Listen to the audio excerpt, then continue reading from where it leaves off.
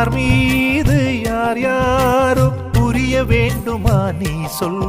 என் காதல் ரெண்டும் கூச வாய் சொன்னதென்ன நீ சொல். அந்த நேரம் என்ன பேச அறியாது போனே நீ சொல்.